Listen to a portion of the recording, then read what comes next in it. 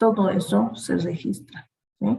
Tú puedes entrar a una página donde incluso puedes ver qué es lo que has hecho últimamente, lugares que has visitado, páginas que has consultado, etcétera, etcétera.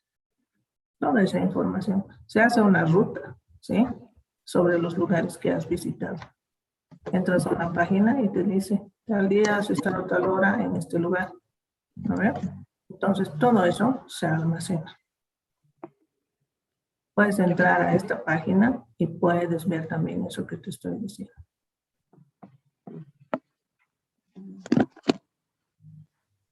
Básicamente está también. Si en acá puedo doblarme.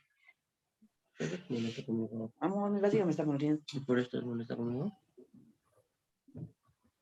No, apenas por con existencia. Voy a silenciar un momento, ¿ya? No queremos escuchar conversaciones que de repente les van a poner en apuros, ¿no ven? Ya. Entonces, les decíamos, ¿qué tipo de información se almacena? Todo, básicamente todo, ¿sí? ¿Qué has visitado en YouTube? ¿Qué es lo que has visto? Si has visitado otra página, si has ido a algún lugar, a otro lugar, si te ha gustado, no te ha gustado, cuántas estrellas le has puesto, etcétera, etcétera. Todo se almacena. Todo lo que subes a la nube se almacena. Si lo borras, igual no se pierde. Simplemente se pone como no activo, como inactivo, ¿sí? Pero sigue la información, por eso tienes la opción de recuperar también, ¿ya? Entonces, todo se almacena. Imágenes, fotografías, etcétera. Tienes incluso una unidad de almacenamiento, ¿no ven? Enlazada a tu cuenta. ¿Qué aplicaciones utilizas? También se almacena, ¿sí? Ahora, ¿dónde se almacena esto? Google tiene servidores para almacenar toda esa información. La mayoría de sus servidores está en Estados Unidos. Tiene otros en Europa. A nivel Latinoamérica solo hay un centro donde están sus servidores, ¿sí? Generalmente todo lo manejan desde aquí. ¿Cómo son esos edificios o esos servidores donde está esa información? Son edificios con pisos y pisos, y en cada piso está así, servidores. Un servidor es una computadora especial, ¿sí? Dedicada exclusivamente al almacenamiento de la información. Toda esta información está conectada a través de redes de datos. Obviamente esta información debe tener un respaldo por si se cae la red o por si no se llega a almacenar algo, por si hay algún corte de luz, energía, lo que sea. Entonces esto siempre tiene un respaldo, se sacan copias de la información. Entonces, toda esta información se almacena en edificios que son de este tipo. Estos edificios necesitan, al tener equipos computacionales dentro que generan calor, entonces necesitan ser refrigerados todo el tiempo. Para ello se consume harta energía. Para ahorrar se utilizan paneles solares, ¿sí? Estas personas que ustedes han visto aquí son personas que están constantemente monitoreando el tráfico de la red, por si hay algún cuello de botella en el tráfico de la red. Entonces, ese es su trabajo, monitorear que el flujo de la información sea el adecuado y tratar de solucionar algunas incidencias que siempre se presentan. Entonces, ese es un centro de datos, ¿sí? Ahí están sus torres de refrigeración para mantener ventilados los procesadores. Y, Estito, por favor, tarea de investigación. ¿Cuáles son los modelos de bases de datos? Hay bases de datos relacionales, hay bases de datos jerárquicas, hay que describir cada uno. ¿Qué es el data mining? La minería de datos que les decía, cuando la información es bastante voluminosa, entonces hay tecnologías que aplicar. Estito, por favor, investigación, tarea de investigación para la siguiente clase, que es el jueves. ¿Sí? Entonces, esto que hemos visto es una introducción a las bases de datos. ¿Cómo es que almacenamos nuestra información, nuestros datos? Obviamente ustedes han visto que la información no solo se almacena, también hay el proceso de recuperación de la información. Para eso está lo de los respaldos que les decía. Entonces, hay costos asociados. Mientras más grande sea la base de datos, mayor el costo de mantenimiento de la misma. Fíjense, esta base de datos es enorme. Entonces, imagínense, todo esto es necesario para mantener esto, ¿no? Mantener esta información. Hay costos asociados entonces al mantenimiento, a la actualización, a la recuperación, etcétera, etcétera. ¿Listo? Comenzamos a diseñar nuestras bases de datos. Empezaremos con la base de datos relacional, un tipo de base de datos que es el más usado para instituciones, ¿sí? No tiene nada que ver con data mining. El data mining es diferente. Se utilizan otras tecnologías. Las bases de datos relacionales generalmente son utilizadas para empresas donde se genera volumen de información, puede ser considerable, pero no tanto como el de las empresas multinacionales, ¿no? En este caso, ¿sí? Vamos a empezar nombrando qué es una base de datos relacional. Su nombre lo dice todo, relacional, es decir, que crea tablas que están relacionadas a través de algún campo. ¿Qué es una tabla? ¿Qué es un campo? ¿Qué es un registro? ¿Qué es una tupla? Vamos a ver conceptos como esos a partir de ahora. Esta es una tabla, tabla de clientes, tabla de pedidos. Cada tabla tiene un nombre, aquí está su nombre. Tiene atributos, lo que nosotros definíamos en el diagrama de clases. La clase cliente tenía identificación, nombre, etc. Esos atributos se vuelven campos o columnas. En las bases de datos, cada atributo es un campo, ¿sí?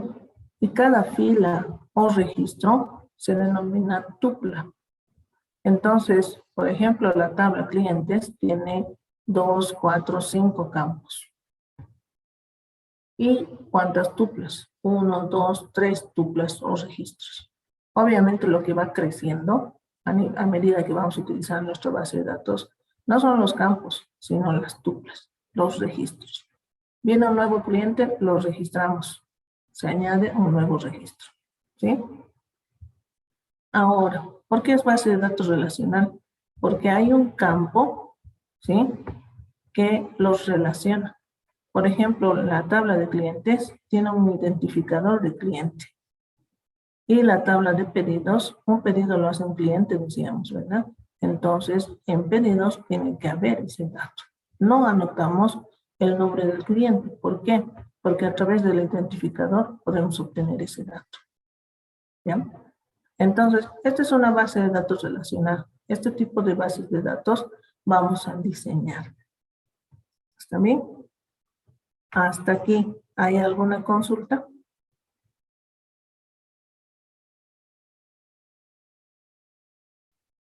¿Nada?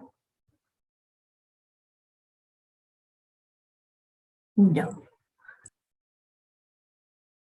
¿Cuál es el campo por el que se relaciona? No es cualquier campo, ¿sí? Yo no puedo relacionar por la fecha, por ejemplo. ¿Por qué? Porque este campo que va a relacionar a dos tablas debe identificar de manera única a una de ellas. En este caso, el identificador del cliente es el campo que identifica de manera única a cada cliente. No hay otro cliente que tenga este código como identificador, ¿sí? Entonces, puede haber varios clientes con el mismo apellido, con Torres, con Rivas, con Cruz, pero solo hay un cliente que tiene este código de identificación. Entonces, estos campos que identifican de manera única cada registro se conocen como llaves primarias o llaves principales. Y este tipo de campos son los que relacionan a las tablas.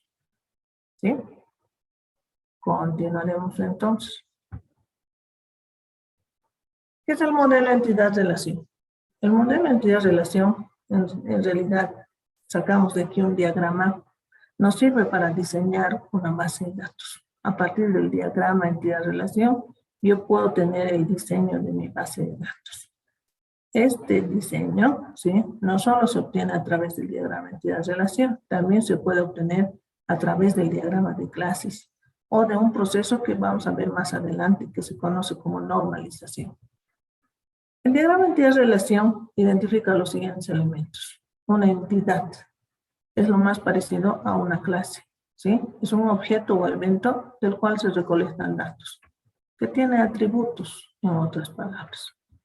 Ahí está la entidad cliente, producto, venta, ¿sí? Ustedes ven que aquí esta entidad tiene un rombito. Una entidad, ¿sí?, tiene un rombito cuando surge de alguna relación entre otras entidades. Recuerdan que entre las clases teníamos una relación de muchos a muchos y eso daba lugar a otra clase intermedia. Es igual aquí. Por ejemplo, entre producto y cliente puede haber una relación de muchos a muchos. Entonces eso implica que hay una entidad intermedia o de control también se llama, que sería venta. Vamos a ver más adelante las relaciones. Por ahora, hay entidades así, independientes, y hay entidades de control que surgen de alguna relación entre otras entidades. Respecto a sus atributos, igual que en el diagrama de clases, un atributo es una característica de alguna entidad. Por ejemplo, cliente puede tener ID cliente, nombre cliente, dirección. Un registro, ya decíamos, es una fila de la tabla, una tupla. Una clave, decíamos, es un campo que identifica de manera única a cada registro. Ahí está nuestra tabla cliente, nuestros atributos o campos, nuestros registros o filas o tuplas y la llave principal. La llave o clave principal es un campo, una columna, ¿sí?, donde están los códigos, los números, los caracteres que identifican de manera única a cada registro. ¿Está bien? Entonces, hasta ahorita, ¿qué hemos visto? Un diagrama entidad-relación tiene entidades, que pueden ser entidades principales o entidades de control. Cada uno de estos cuadritos, cada una de estas entidades, representa una tabla.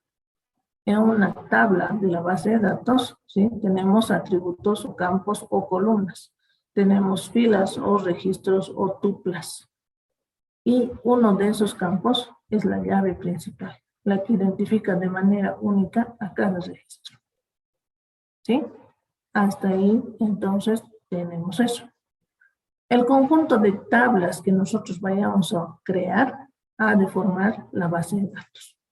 Pero tablas no sueltas, tablas relacionadas. Veamos las asociaciones. De uno a uno, ¿sí? Un empleado tiene una oficina, en una oficina está un empleado, ¿sí?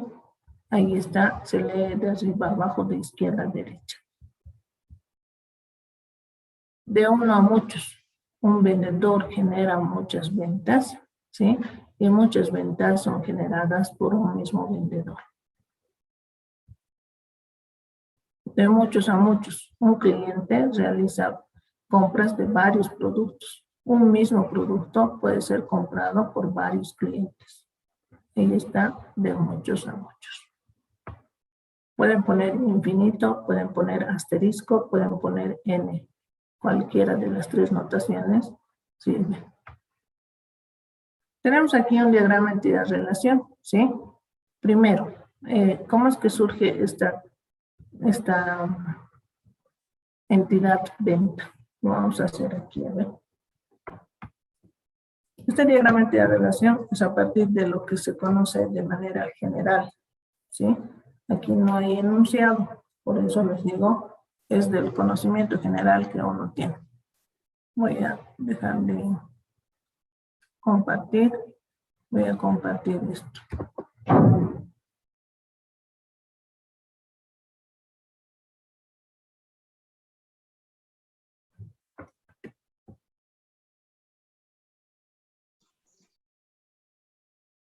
Ya.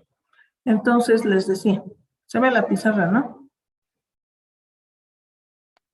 Sí, sí. Ya. Sí, che. Ya, gracias. ¿Dónde estamos?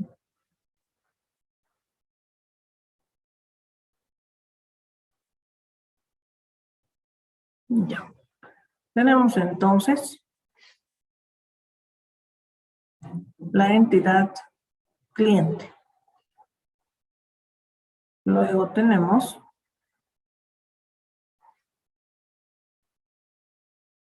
por ejemplo, la entidad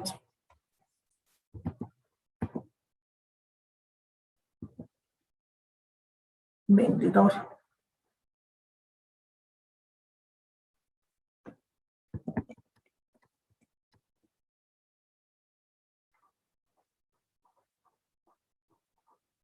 Entonces les decía, ¿cómo se construye un diagrama de relación? Un cliente puede ser atendido por muchos vendedores. Un mismo vendedor atiende a varios clientes. Entonces la relación entre ambos al final es de muchos a muchos. ¿Sí? Pueden poner MN, infinito, infinito, asterisco, asterisco. Entonces, cuando surge este tipo de relaciones, igual que en el diagrama de clases, se debe, ¿sí? Se debe crear una entidad intermedia. Esa entidad intermedia va a ser venta. Entonces, aquí vamos a tener una entidad intermedia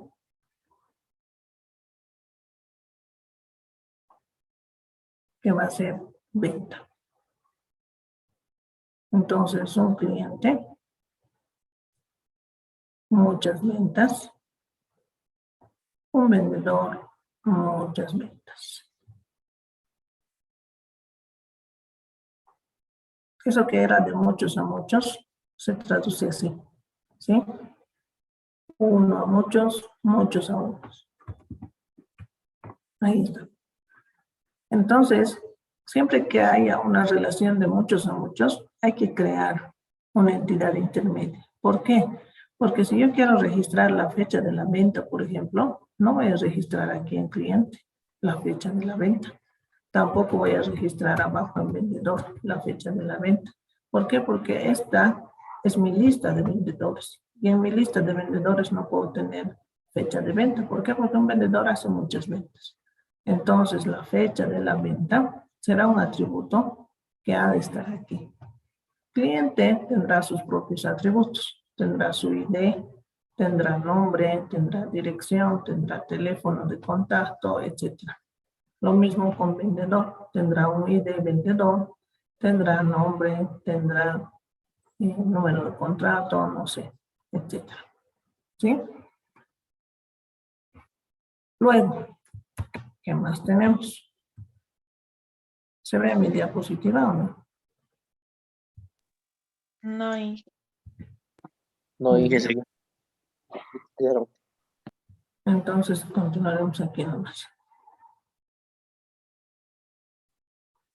Un cliente generalmente tiene que recoger de un almacén. Entonces, hay una relación entre cliente y almacén. Esta relación, ¿sí? Es de muchos a uno.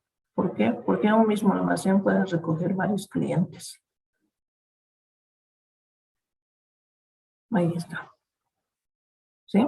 Almacén tendrá su identificador o código, tendrá su dirección, tendrá su responsable, no sé.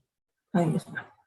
Entonces, un diagrama de entidad-relación se se elabora así. Uno, a partir del conocimiento general que todos poseemos. Otro, a partir de un enunciado que nos pueden dar, ¿sí?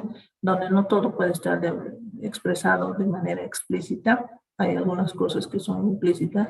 Entonces aquí tiene mucho que ver la experiencia del que está realizando el diagrama entidad-relación. Yo sé que ustedes han visto este tipo de diagramas. Por ejemplo, cliente. Aquí han puesto nombre. Aquí han puesto apellido. Los atributos los han diagramado así. Está bien, ¿sí? Está bien, es lo mismo. Pero este tipo de diagramas, cuando una misma entidad tiene varios atributos, nos perjudica. Esto nos consume mucho espacio. Entonces, lo vamos a anotar así. ¿Ya? Listo.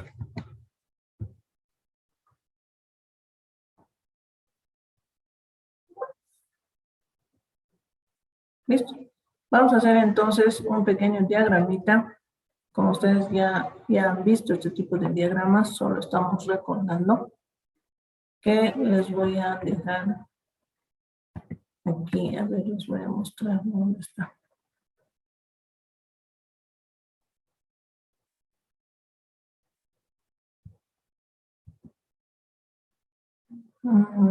¿Siguen viendo la pizarra? Sí, que Sí, se ve. Ya, entonces les voy a compartir esto. Vamos a trabajar en este ejercicio, ¿ya? Estamos continuando con el diagrama entidad-relación y el ejercicio es este. Una empresa desea hacer un seguimiento de los empleados, departamentos y proyectos de una empresa. Entonces podemos tener la entidad de empleado, la entidad departamento, la entidad proyecto. ¿Será que vamos a tener la entidad de empresa? De repente no es necesario, ¿no? Porque estamos modelando para esta empresa. Los diseñadores de la base de datos proporcionan la siguiente información. La empresa está organizada en departamentos. Cada uno tiene nombre único, número único y un empleado concreto que lo administra. Entonces aquí ya tenemos los atributos del departamento. Se realizará un seguimiento de la fecha en que ese empleado empezó a administrar el departamento. Un departamento puede tener varias ubicaciones. A ver, iremos modelando hasta ahí. Voy a dejar de compartir esto. Voy a mejor compartir la pantalla para todo. Y me voy a copiar esto.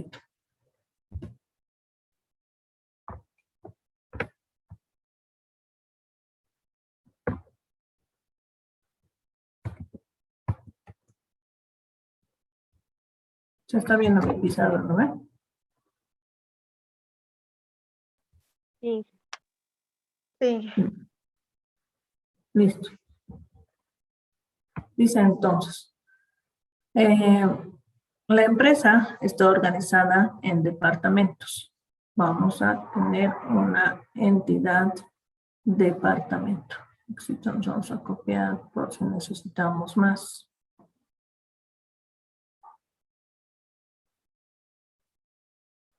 Ya. Vamos a tener entonces la entidad departamento. Toda entidad, ¿sí?, debe nombrarse en forma singular. Yo no puedo tener así aquí la entidad departamentos. ¿Por qué? Porque obviamente yo voy a registrar una lista de departamentos. Entonces, siempre se debe expresar en forma singular, ¿ya? Cada uno tiene un nombre único, un número único. Ahí tenemos atributos: nombre, número y un empleado concreto que lo administra. ¿Será que yo puedo poner aquí esto? Empleado que lo administra, así, empleado. ¿Se puede o no se puede? no se puede. Si solo necesitara el nombre y nada más, de repente sí. Pero fíjense que aquí dice realizará el seguimiento de la fecha en que el empleado empezó a administrar el departamento. Entonces, quiere decir que empleado tiene sus propios atributos. Por tanto, empleado es otra entidad. Aquí vamos a tener una entidad empleado. Al decir que el departamento es administrado por un empleado, entonces hay una relación. Del empleado se registra ¿qué cosa? La fecha de inicio. Tanto los atributos, ¿sí?, como los nombres de las entidades deben ser una sola palabra. Entonces no puedo poner fecha, espacio, inicio, sino fecha, guión bajo, inicio, si quiero conectar. ¿Sí? ¿Qué más? ¿Cuál es la relación entre departamento y empleado? ¿Cuál es la cardinalidad? De uno a uno, de uno a muchos, de muchos a muchos. De uno a muchos, Inge. Un empleado es administrado o un departamento es administrado por muchos empleados. Al revés, Inge. ¿Cómo entonces? ¿Así? Un mismo empleado administra muchos departamentos.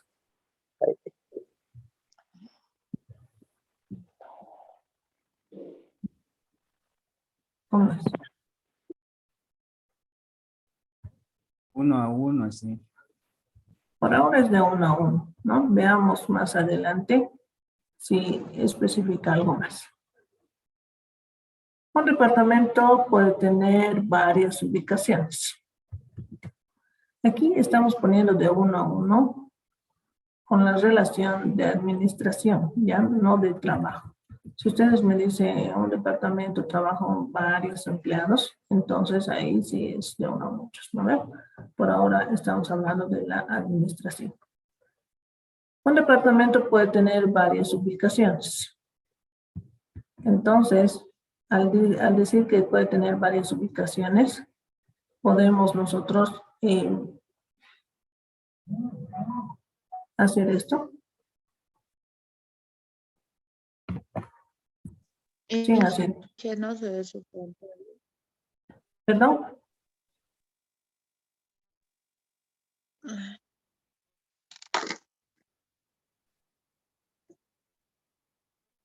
¿Qué dices, Nada, Fabiola? disculpar. Disculpar. Ya. ¿Se puede tener este atributo?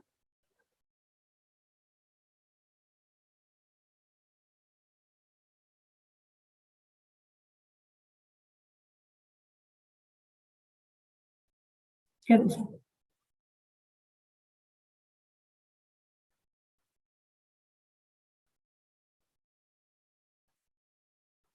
¿Cómo es? ¿Estamos en clases o no estamos?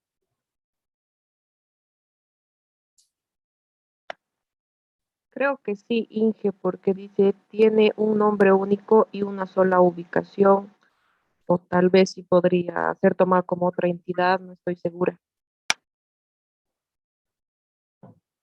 Pero una sola ubicación es para el proyecto. Sí. En cambio, el departamento puede tener varias ubicaciones. ¿No ve?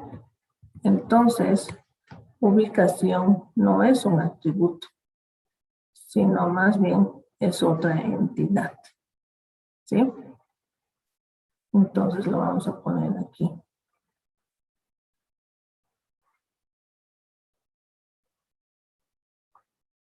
Ubicación.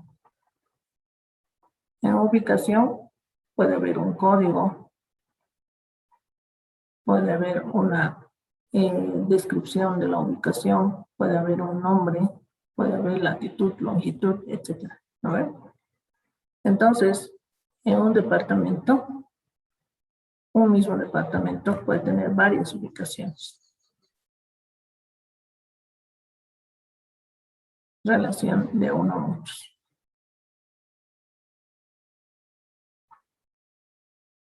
¿Qué más? Un departamento controla cierta cantidad de proyectos, cada uno de los cuales tiene un nombre único y una sola ubicación. Entonces, si un departamento administra varios proyectos, que además en ese proyecto solo debe haber una ubicación, tiene que existir una relación terciaria, ¿sí? Entonces, hay una entidad que se llama proyecto.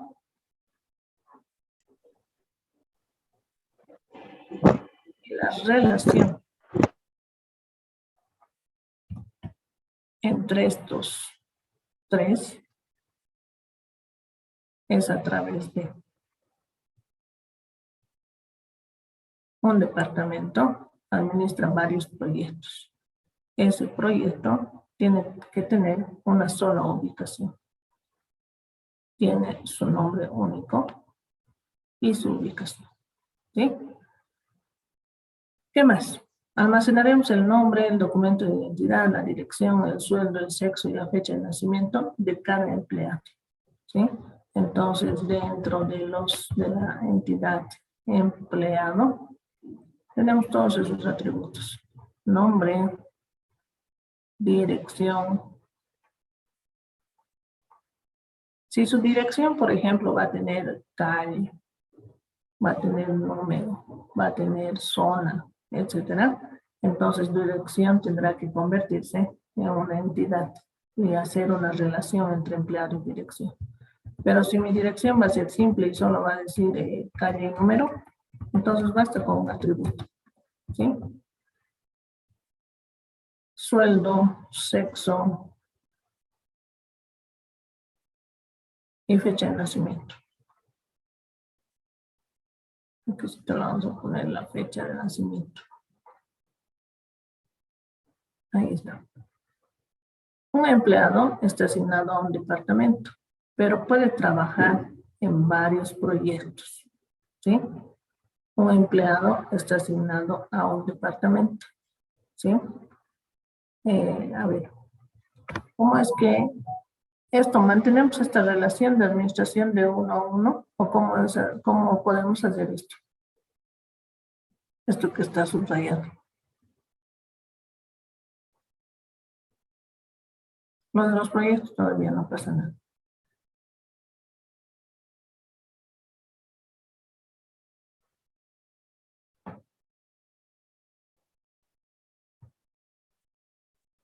¿Cómo es?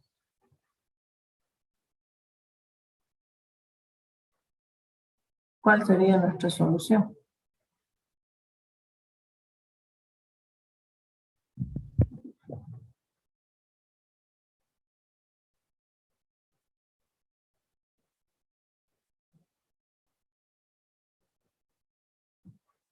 ¿O lo dejamos así?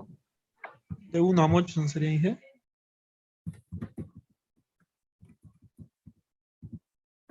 De uno a muchos, así. Sí. Y nuestra relación ya no sería de administración, sino de Trabajadores, Inge. ya. En un departamento trabajan varios empleados. Si la parte de administración está incluida en esta relación, entonces está bien. ¿Sí? Recuerden que la parte de administración era de uno a uno. Un departamento es administrado por un empleado. ¿No ven? Entonces, esta relación contiene a esta otra. Entonces, no hay problema. ¿Ya? ¿Qué más dice? Pero puede trabajar en varios proyectos. Entonces, hay una relación entre empleado y proyecto. Podemos hacer esa relación así, ¿sí? O podemos sacar de aquí también una relación terciaria. En este caso, nos conviene hacer esto. Ahí está. Porque entre departamento y proyecto ya hay una relación, ¿sí? De uno a muchos. En un departamento se administran varios proyectos. Entonces, un empleado trabaja... Un minutito, por favor.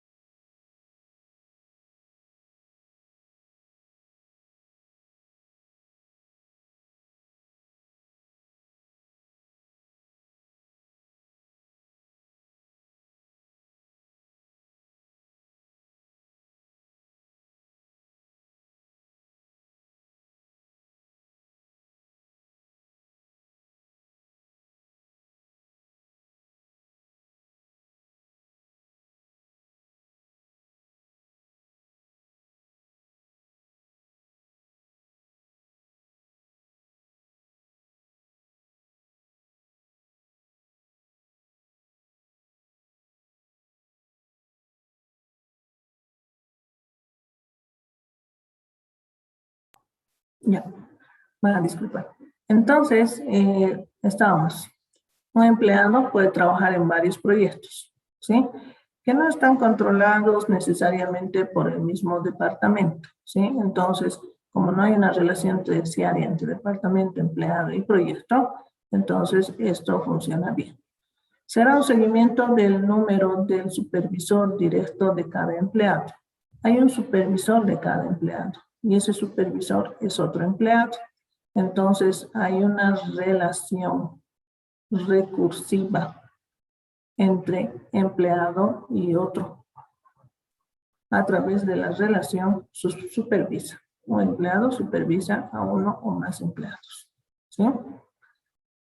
También se desea realizar un seguimiento a las personas a cargo de cada empleado por el tema de los seguros. Eso está ahí.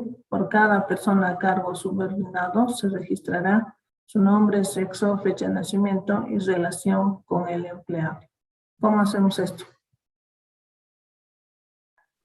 Hasta aquí no había duda. Pero hasta aquí, ¿cómo hacemos esto? ¿Qué decías, Paloma? Hacer una entidad de seguros, Inge. La entidad seguro. Esto, Sí.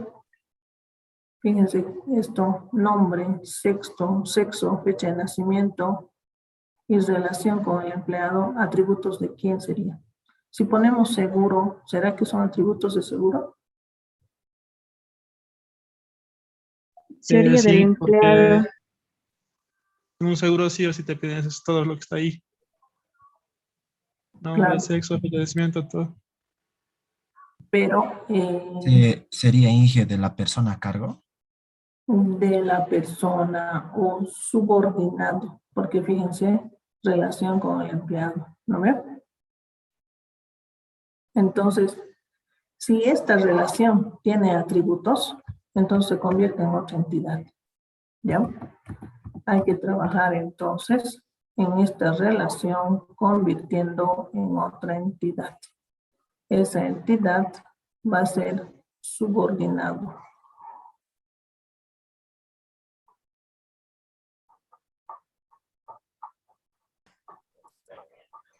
De ese subordinado, entonces tenemos el nombre, lo que nos ha pedido, ¿no? El nombre, el sexo, fecha de nacimiento. Vamos a tener como dos listas entonces. Una lista de los subordinados y otra lista de los empleados que están a cargo.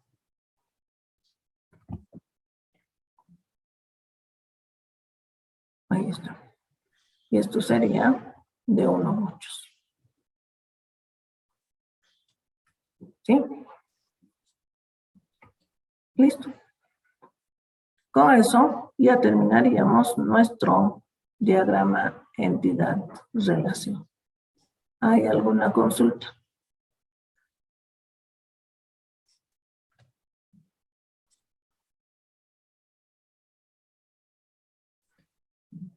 ¿Nada? Está claro. Listo. Entonces, Inge, una consulta. ¿Y la relación del triángulo se podría usar aquí también en ubicación? ¿O de ese rombo que poníamos para relacionar una entidad con otra? sí, se puede usar, pero generalmente eso nace de las relaciones de muchos a muchos. En este caso, no hay una relación de muchos a muchos. Todo está de uno a muchos o de uno a uno. ¿Sí? Si aquí, por ejemplo, fuera de muchos a muchos, entonces aquí sí hay necesidad de crear otra entidad intermedia. ¿Ya? Listo. Inge, ¿podría volver a explicar por qué eliminó la entidad recursiva de empleado? Por esto, porque hay atributos de esa relación.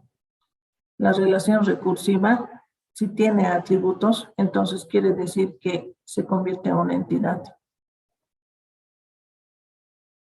¿Sí? Es como si yo dijera, aquí por ejemplo tuviera cliente. aquí tuviera producto y hago una relación, no importa la cardinalidad. Si dijera a un cliente se venden muchos productos y un mismo producto puede ser vendido a varios clientes. Entonces la relación de vender tiene un atributo que es la fecha donde se registra la venta. Entonces si hay un atributo, entonces esto ya se convierte en una entidad intermedia que va a ser venta. Y ahí pongo el atributo que me está indicando. ¿Ya?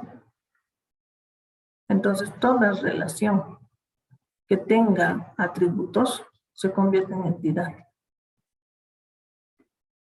¿Listo? ¿Algo más?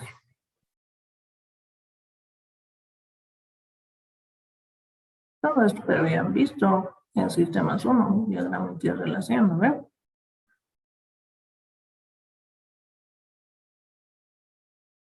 ¿O lo hemos visto? Sí, una consultita, por favor. Dime.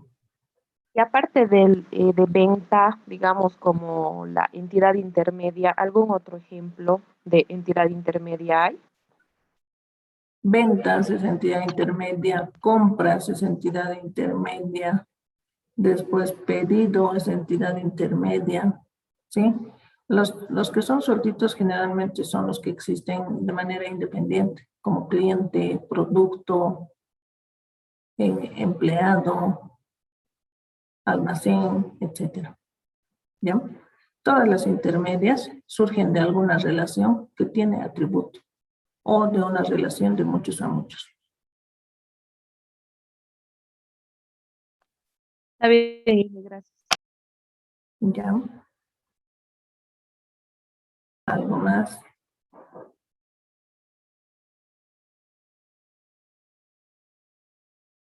Creo que no, ¿no? Esto hemos hecho. Se ve mi diapositiva, ¿no ve? Sí. Sí, sí. Trabajamos con esto, ¿ya? Esta es la práctica. Son 2 diapositivas, es larguito el enunciado. Hay que realizar el diagrama entidad-relación para este ejercicio. Entonces tenemos 2 tareas. Una tarea que es de investigación, ¿sí? Por favor, si van a buscar en Google, no lo copien y peguen, hasta las propagandas lo pegan, ¿sí? Una leidita. No necesito específicamente que sea largo. No es mientras más cantidad de hojas, más nota. No es así, ¿sí? Léanlo, revísenlo, ordenen las ideas y luego lo presentan. ¿Está bien? ¿Cómo voy a saber que han leído? Obviamente sería genial que les tome una evaluación oral para saber si han leído cada uno o no, ¿no ve? Entonces, al final de la investigación teórica sobre lo otro que era tipos de bases de datos y el data mining, necesito que tenga su opinión personal sobre lo que han leído. ¿Ya? ¿Qué es lo más rescatable y con cuál de los tipos de bases de datos cuál de esos tipos de bases de datos es el que más les atrae y por qué? ¿Sí? Entonces necesito eso en su trabajo. Así no solo copiamos y pegamos y listo, ¿no ve? ¿Está bien? Entonces, la tarea de investigación para el jueves, esto a práctica para el viernes. ¿Estamos? Sí, Inge.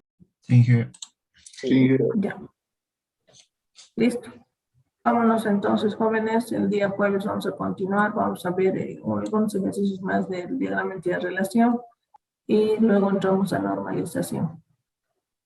Inge, una duda. Semana. Dime, Quispe.